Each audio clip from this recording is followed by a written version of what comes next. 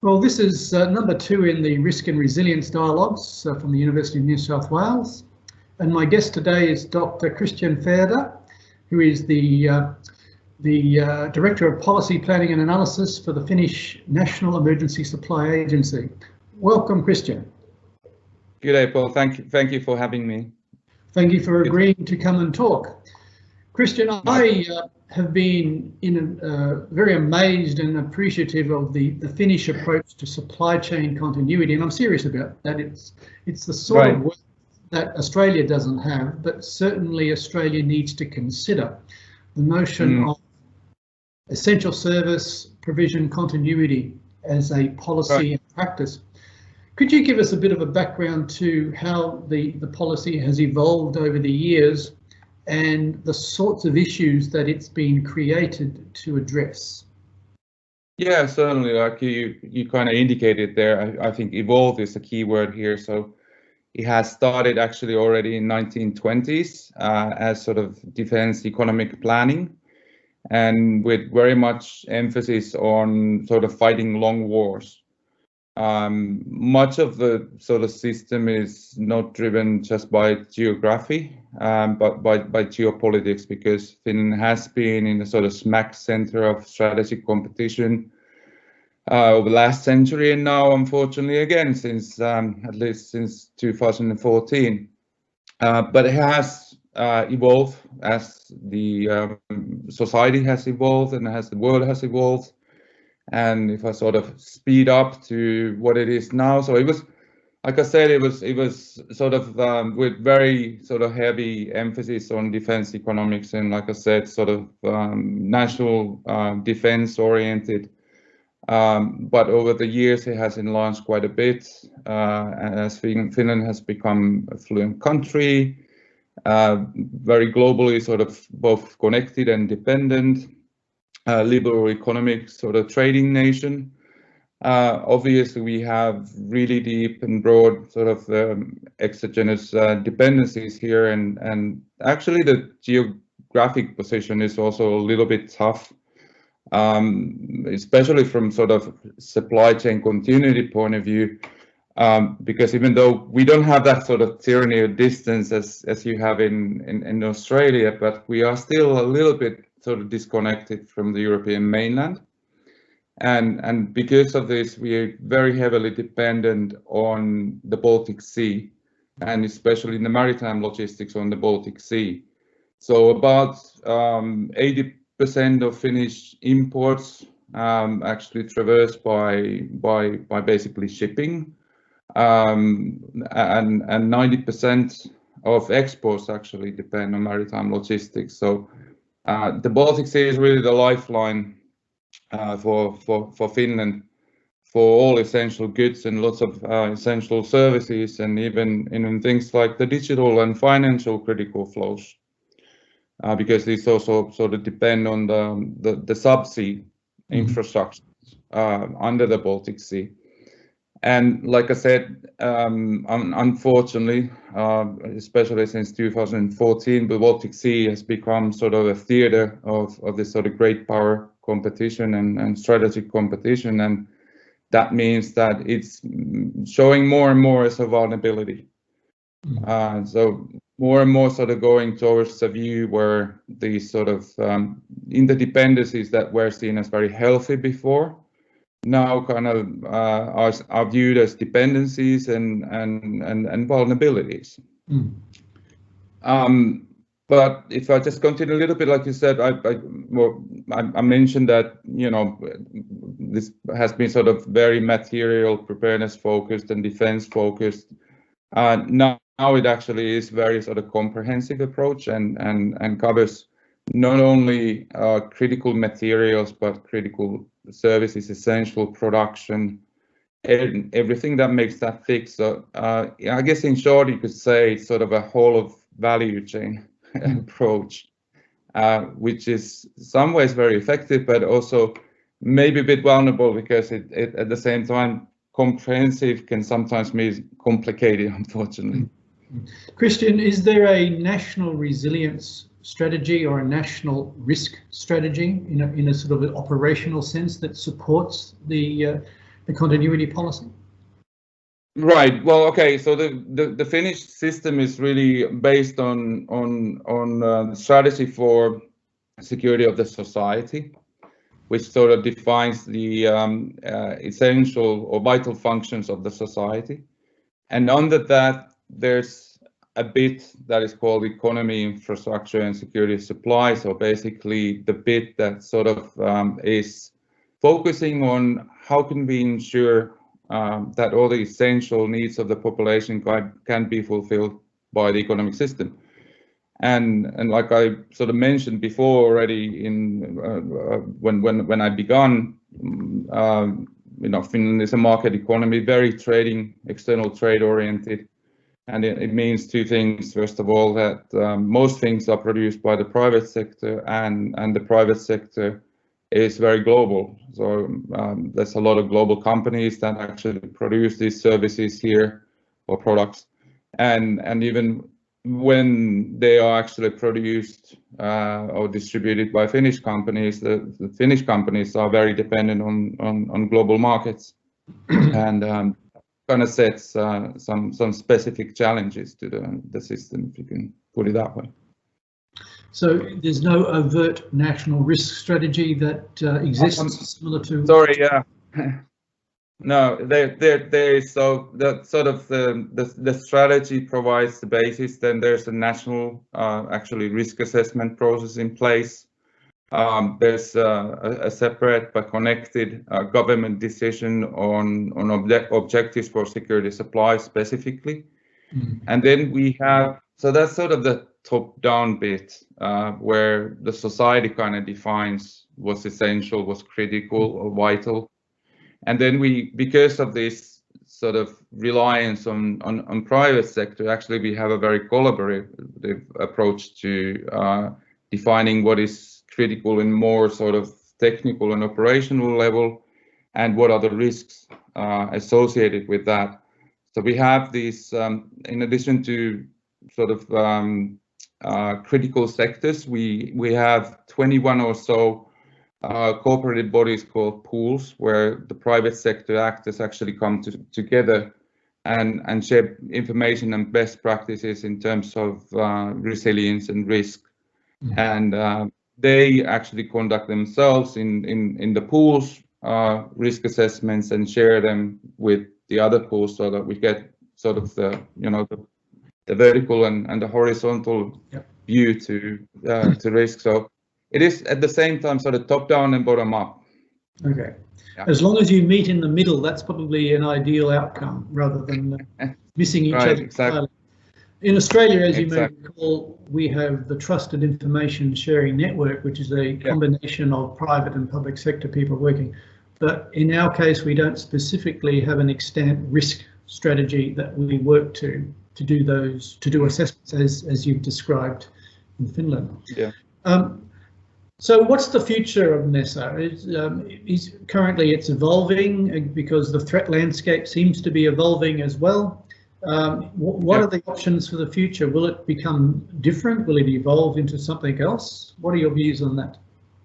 Right. Well, like everywhere in the world, of course, the COVID-19 pandemic is shaping things up again. So there have been these sort of geopolitical changes, as I indicated.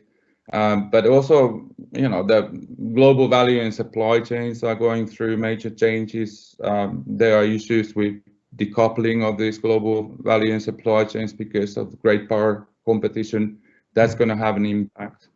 And I mean, more specifically, that is going to increase uncertainty, and that means that the sort of external operating environment is becoming perhaps more uncertain. But then COVID, of course, just as anywhere, I think we were relatively well prepared because we have a system that has been ongoing for decades and it was never sort of taken down. Like in a lot of European countries where they had similar systems, they actually took them down at the end of the Cold War because they sort of drew a conclusion that this type of extensive systems are not needed anymore, and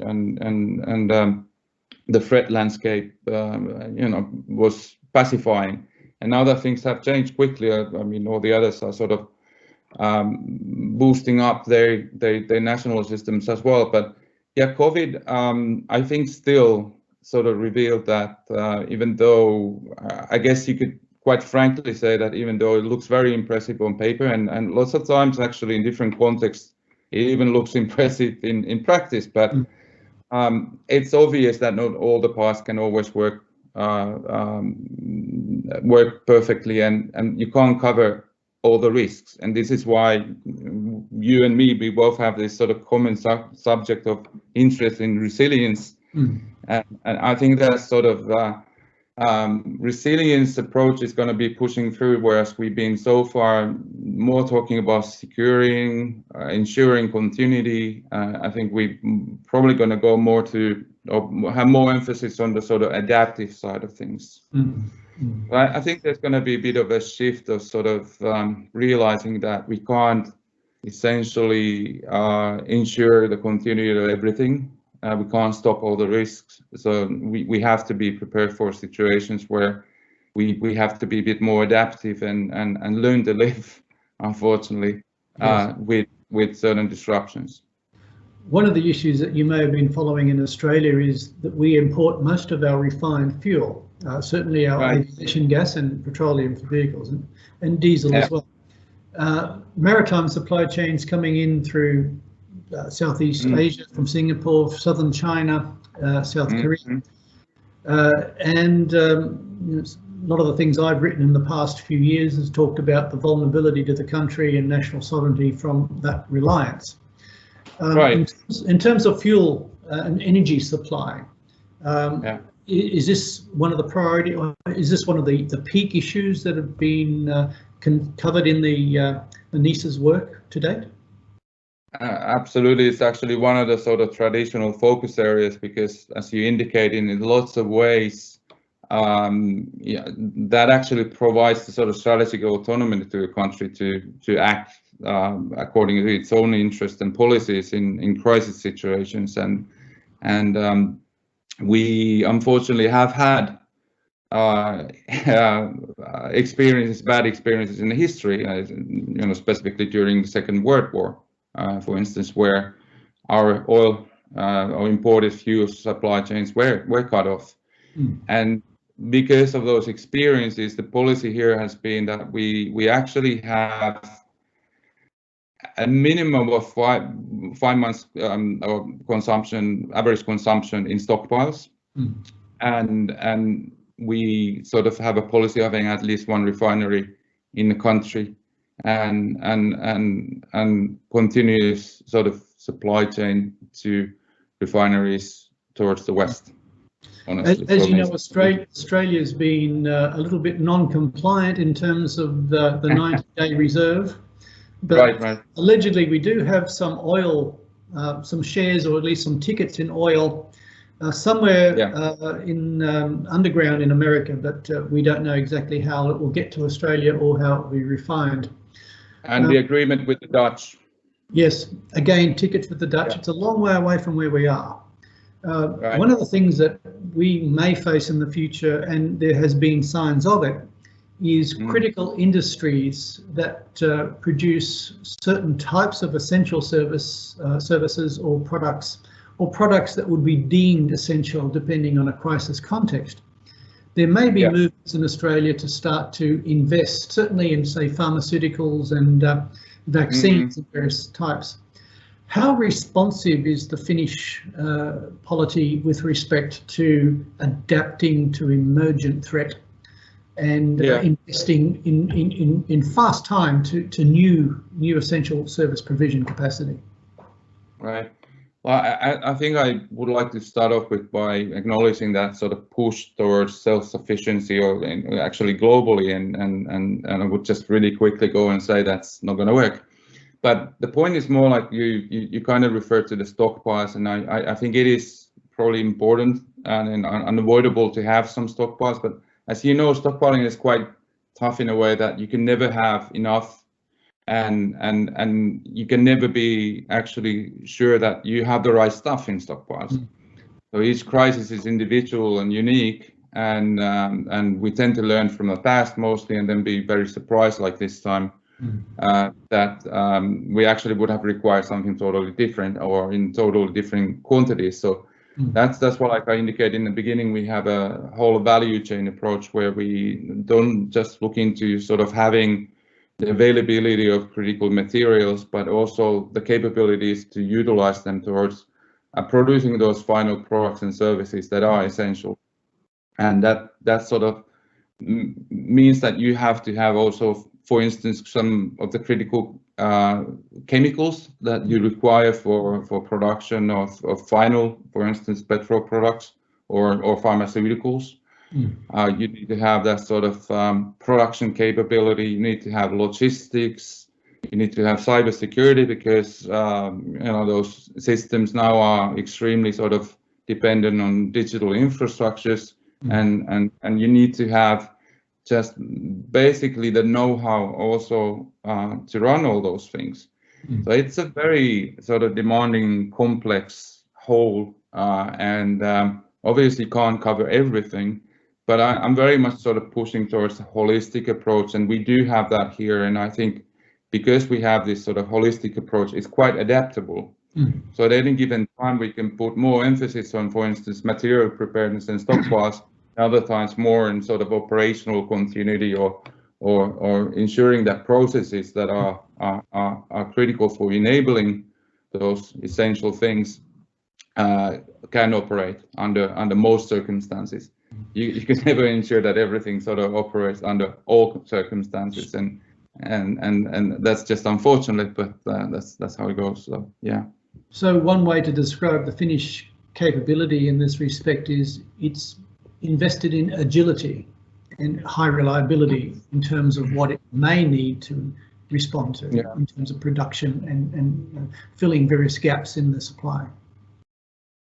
Yeah, and one of the important aspects is, like I mentioned, we have both sort of top-down and bottom-up approaches. The sort of top-down approach is reviewed every time there's significant change in the operating environment, or at least every 5 years. And for instance, the last government decision on objectives for security supply was released in December 2018, and now we're reviewing it again.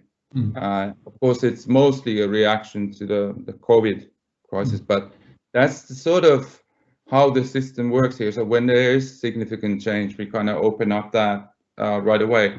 And then the bottom-up approach kind of ensures that there's an ongoing process for reviewing things. So it is constantly sort of ongoing thing of determining are things changing or are they not changing. It is adaptive. Sorry. I must say, from my perspective, when I discovered the NESA policy and framework for continuity of supply, I promoted it free of charge to the Finnish government, so appreciate any residuals that may come my way. And various elements of the Australian government was very reactive and very positively interested in looking at that material. Christian, we're almost out of time, and I always ask this question. I'm starting to ask this question of all the people I speak to in the resilience dialogue. So if I may ask you, in the moments between your professional moments of terror and engagement, when you have time to sit down and ponder, what are the questions you ask yourself in those moments of balance and relaxation? Yeah, that's a great question, a bit demanding, because I think first of all, there's way too little time to actually sit down and think about things. I think I don't even get enough time to read at the moment, but well, one of the good things, like if when I'm actually here in Finland, summertime is a great time to actually step back and relax, slow down a little bit, and start pondering about the meaning of life, because the days are longer, and the climate is a little bit more agreeable, at least. Yeah. And the north just becomes very laid back in summer, and that sort of a hustle and bustle sort of just calms down. And besides meaning of life, and at least at the moment, I'm really pondering why is it that we get surprised so often. even though we know more than at any point in time in our history. So there's more information available to us, but still we seem to be getting surprised at least as much. And why is that? And I think that's a complicated question, and I've spent some time thinking about it and writing about it, but I still haven't solved it. And the other really frustrating thing that sort of COVID, I think, revealed was that even when we see risks, why we still can't prepare adequately against them. So I'm basically referring to the fact that most countries, somehow at least, actually had pandemic risk as part of their national risk assessments, and in most countries it was actually one of the top risks. And still we were inadequately prepared when it actually did hit us, and I'm wondering why that is the case. And then I guess the third one now is, will we again sort of make a mistake of building up our preparedness based on past crises? Because crises seldom repeat themselves. More often they're actually quite unique and individual, and if we just sort of, it's important to take lessons learned from each crisis, but if we build our systems for the future based on past crises, I think we are probably going the wrong way. I sometimes say that risk management is surprise management. And sometimes we're more often surprised than we are not. Right. Yeah. Dr. Christian Fjäder, thank you very much for your time. Thank you for coming to the Risk and Resilience Dialogues. And hopefully we'll get a lot of press and a lot of questions once we bring this video to the open world. Again, Christian, thank you for your time and really appreciate your comments. Thank you, Paul. The pleasure was mine. Thank you for having me. Okay, thank you for being with us. Thank you.